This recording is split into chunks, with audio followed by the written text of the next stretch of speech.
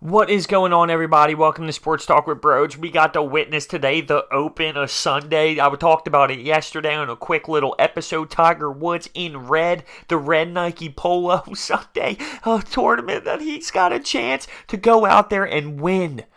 And he was a leader at one point. He literally had the lead all by himself at 7 under. Back nine comes along. He started to struggle.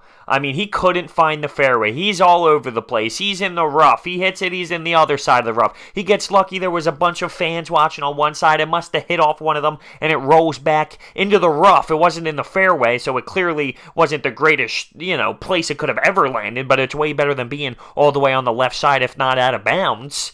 And he ends up double bogeying. And then he bogeys. So now he just drops 3 strokes right there. He's 4 under at that point. And all he could do from there on was get one more birdie.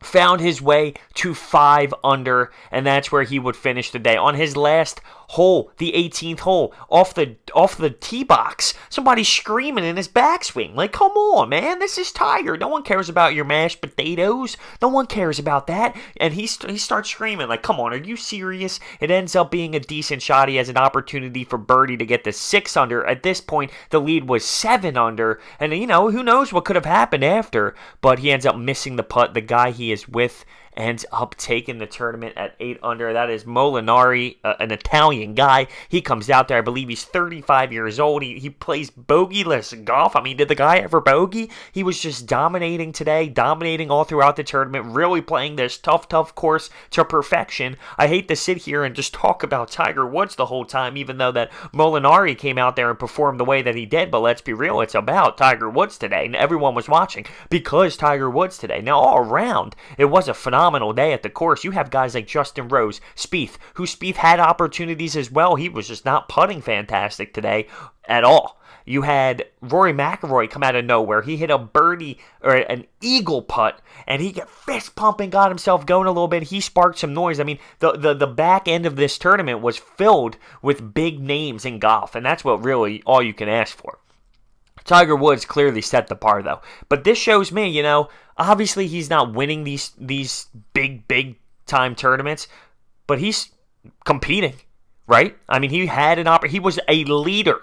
He was literally leading the pack by himself after the front nine of this tournament. So, I mean, he was there. He ends up being tied for 6th with this 5 under. He shot a 66 on the 3rd round. Today, he ends up shooting a 71, so clearly not his best. But he had an opportunity. After he got interviewed, he said, listen, I put myself in a position where, I made some mistakes. He was going for this flop shot over the bunker, and he was on the right side of the green. That's a mistake. He said he made a mistake. He did not hit it hard enough. It just hit the tip of where the bunker started, and it found a way to not go in. But that was another costly shot. I mean, there were opportunities he had that he just couldn't bury on that he normally would. That's what he stated after the match was over. So, it was exciting, though. Don't get me wrong. I was invested. I was locked and loaded into every swing. When you have these guys, these top players in the PGA competing for a huge prize on a Sunday afternoon, it's hard not to be. It's hard not to be dialed in.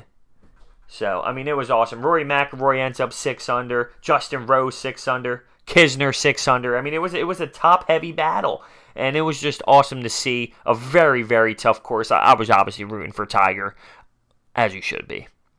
But he doesn't find a way to do it today. I did think at times he had his chances. I really did. That double bogey 2 holes where he drops 3 shots. I mean, that killed it. He was starting to fall apart, though. He saved a par early on, and I'm thinking, oh, no, that was an ugly-looking start to this. He wasn't finding the fairways. He was left. He was right. He was seriously all over the place in a couple holes in a row. I'm thinking, this isn't looking good. This isn't looking good. And that's where he kind of fell apart a little bit. He did find his way to start bogeying or parring and saving some pars.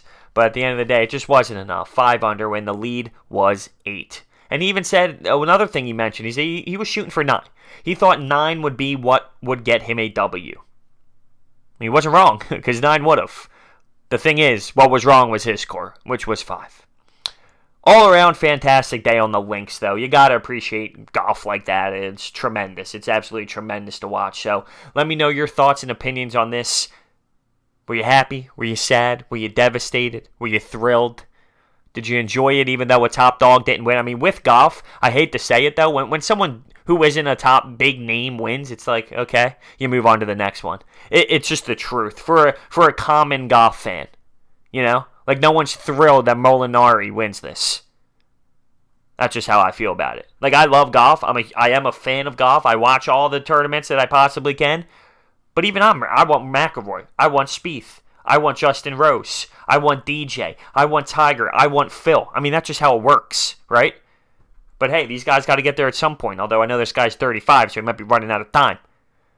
But, you know, it is what it is. Let me know your thoughts and opinions down below. Thank you so much for watching. I'll see you next time.